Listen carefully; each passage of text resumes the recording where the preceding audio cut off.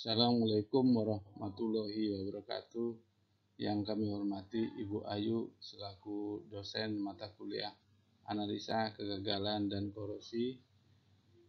Pada saat ini saya akan menyampaikan presentasi tugas besar saya yang berjudul analisis korosi pada pipa unit alkilasi.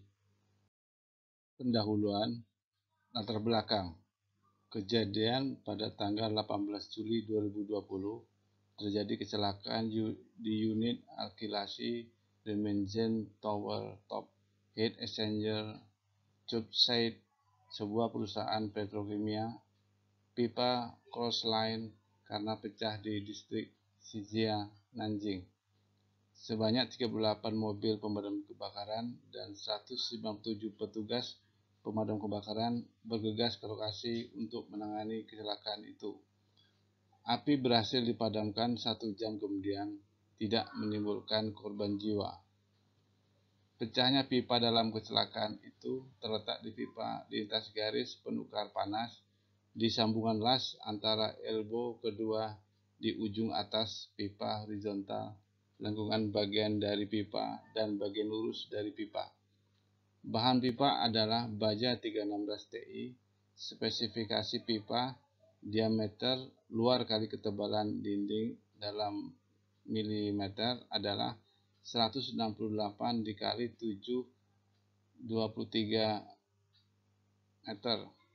Tekanan desain dan tekanan kerja masing-masing adalah 1,5 megapascal dan 0,6 megapascal. Dan suhu kerja adalah 60 derajat Celcius. Media dalam pipa adalah sekitar 78% lilin ringan, sekitar 11% benzena, dan 10% alkibenzena, dan sekitar 1% hidrogen fluoride. Gambar 1 memperlihatkan diagram skema aliran lokal pada titik kebocoran. Terlihat di inilah skema dari sistem kerja yang dibebankan pada pipa, dan di sini ada bagian kiri atas pipa yang pecah. Tujuan dari makalah ini adalah yang pertama mengetahui penyebab terjadinya korosi, yang kedua mengetahui penanggulangan korosi, yang ketiga diharapkan dijadikan acuan agar tidak terulang kembali kecelakaan serupa. Metodologi 1. Analisis makro pipa dan analisis ketebalan dinding. Mengukur ketebalan dinding sisa pipa menggunakan ultrasonik PD-T5. Nomor 2. Komposisi kimia dan analisis metalografi bahan pipa. Struktur metalografi sampel diamati menggunakan mikroskopik optik. Yang ketiga, spektrum energi dan analisis komponen produk korosi pipa. Yang pertama, morfologi permukaan yang terkorosi dianalisis menggunakan mikroskop elektron atau SEM. Yang kedua, komposisi kimia korosi lapisan menggunakan analisis spektrum energi atau EDS. Yang ketiga, komposisi produk korosi dari sampel yang letak di fraksi sinar X atau SRD. Yang keempat, analisis dinamis fluida pipa dan analisis elemen hingga gaya. Simulasi kecelakaan pipa menggunakan ASIS Fluent. Hasil dan pembahasan. Yang satu, morfologi kegagalan pipa dan analisis ketebalan dinding. Pada gambar 3 menampilkan secara visual kerusakan pipa kecelakaan. Di sini ada A, B, C. Di gambar terlihat bahwa pecahan pipa pada di atas elbow. Selanjutnya dapat dilihat pada tabel 1 adalah hasil pengukuran ketebalan dinding sisa elbow 90 derajat. Tabel 1 ini memperlihatkan ukuran dinding pipa pada elbow yang berkurang pada setiap titiknya berbeda-beda. Hasil yang kedua adalah komposisi pipa, dan analisis struktur mikro. Pada gambar 4 diperlihatkan struktur metalografi sampel pipa X200. Pada A adalah pipa yang putus, B pipa yang tidak putus. Secara visual dapat kita lihat bahwa pada gambar A pipa putus itu terdapat goresan-goresan, retak-retakan, sementara pada pipa yang tidak putus lebih mulus secara visual kelihatan. Selanjutnya adalah analisis mikrostruktur. Tabel 2 memperlihatkan komposisi kimia pipa dalam berat persen. Pada tabel 2 ini diperlihatkan unsur-unsur yang terkandung pada pipa, yang pada baris pertama adalah pipa yang putus, yang kedua pipa yang tidak putus, sementara baris yang ketiga adalah standar nilai komposisi kimianya. Terlihat dari hasil pengukuran menggunakan SEM, semua unsur pipa baik broken pipe sample, unbroken pipe sample, semuanya dalam batas standar yang ditentukan. Selanjutnya adalah nomor 3, analisis komposisi produk korosi pipa dan karakteristik korosi. Pada gambar 5 memperlihatkan hasil SEM dan EDS di dekat patahan pipa. Terlihat pada gambar A ada 2 titik retakan yang parah, dan ini dikonversi pada energi spektrumnya. Pada gambar B ada 2 puncak yang menonjol. Ini menandakan koreksi bahwa pecahan itu memang ada 2 energi yang melebihi dari yang lainnya. Sedangkan gambar 6 adalah hasil analisis menggunakan SEM dan EDS dari fragmen pipa yang rusak. Ini adalah fragmen pipa yang rusak, ada 3 titik yang kelihatan secara visual rusak, dan juga dikonfirmasi dengan gambar B ada energi spektrum analisis yang mengkonfirmasi kerusakan tersebut. Selanjutnya pada gambar 7 diperlihatkan hasil dari difraksi SRD dari sampel fragmen yang rusak. Dapat kita lihat pada grafik ada peak nomor 2, itu terdapat peak yang paling tinggi yang menunjukkan kerusakan pada titik tersebut. Ini karena di titik ini terkonsentrasi asam yang menyebabkan kerusakan pada pipa. Yang keempat adalah aliran material pipa dan analisis gaya. Pada perhitungan ini ada 2 pendekatan. Yang pertama menggunakan rumus, yang kedua menggunakan analisis software ANSYS, di mana dengan menggunakan rumus diperoleh tegangan pipa sebesar 6,378 kali 10⁻⁶ megapascal. Sementara hasil dari perhitungan ANSYS adalah 2,56 kali 10⁴ megapascal. Ini kelihatan tegangan pipa melebihi tekanan ekstrim yang menyebabkan pipa akan pecah. Yang kelima, analisis mekanisme korosi. 1. Ada lapisan pelindung stagnan yang berdekatan dengan dinding pipa dan turbulensi jarang terjadi. Gagal membentuk pusaran di elbow 90 derajat. Bahan di balik elbow relatif stabil tanpa aliran besar. Sedangkan hidrogen fluoride rentan terhadap stratifikasi dalam pipa. Yang kedua, kandungan oksigen susah dikendalikan yang menyebabkan air dan oksigen dalam pipa melebihi standar.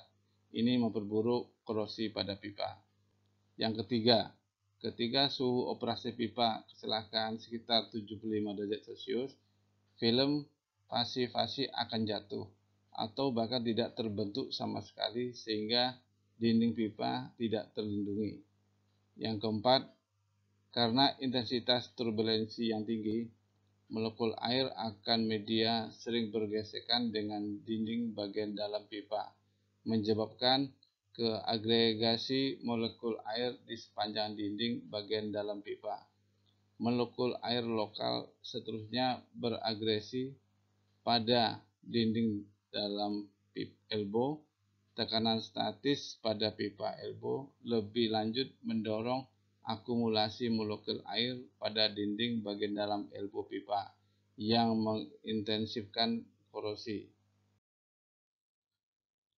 Pada tabel 4 diperlihatkan laju korosi baja karbon dalam asam fluorid pada suhu 20 derajat Celcius.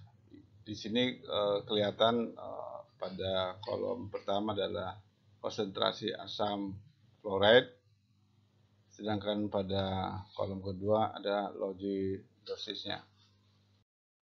Selanjutnya adalah kesimpulan. Yang pertama adalah korosi seragam dan korosi tegangan asam fluorid terjadi di dalam pipa, di mana korosi seragam berperan dominan. Yang kedua, struktur pipa mengarah ke agregasi molekul air di area kegagalan, dan dinding bagian dalam pipa membentuk air lokal agregasi pada dinding bagian dalam elbow, yang menyediakan kondisi untuk korosi asam fluorid.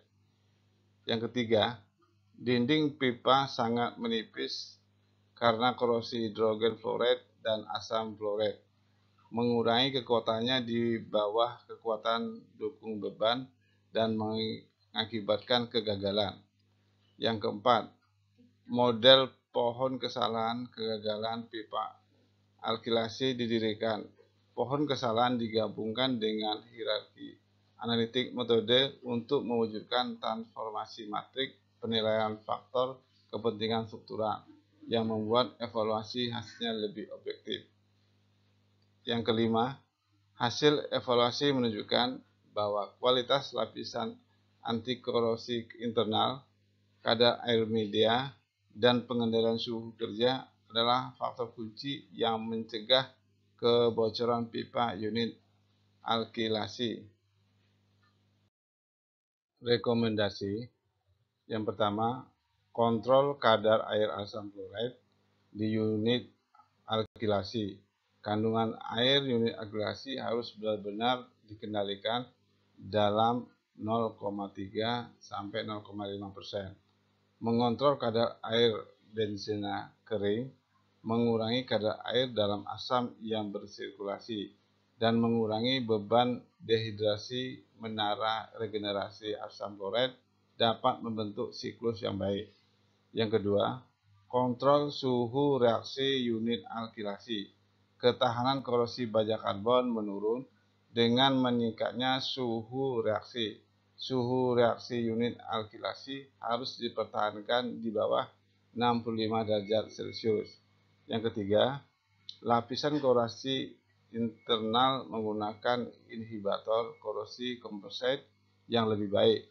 Untuk asam fluorid komposit yang diformulasikan inhibitor korosi dapat membentuk film absorpsi yang stabil pada permukaan baja karbon melalui absorpsi fisik dan kimia. Sementara itu, lapisan pelindung yang dibentuk oleh absorpsi fisik dapat mempersulit hidrogen dalam larutan untuk mendekati karbon. Di permukaan, efek pelepasan katoda diblokir sehingga mengurangi laju korosi asam fluorid menjadi baja karbon. Selanjutnya, kontrol kandungan oksigen untuk alkilasi. Pemurnian unit alkilasi membutuhkan banyak pembersihan dan penggantian peralatan dan pipa dengan nitrogen. Meningkatkan kualitas nitrogen, terutama dengan mengurangi kadar air dan kandungan oksigen dalam nitrogen, akan menunda korosi peralatan dan mempersingkat waktu kontak antara bagian dalam peralatan dan udara. Kelembapan di udara mengembun pada permukaan peralatan dan menguraikan fluorid logam.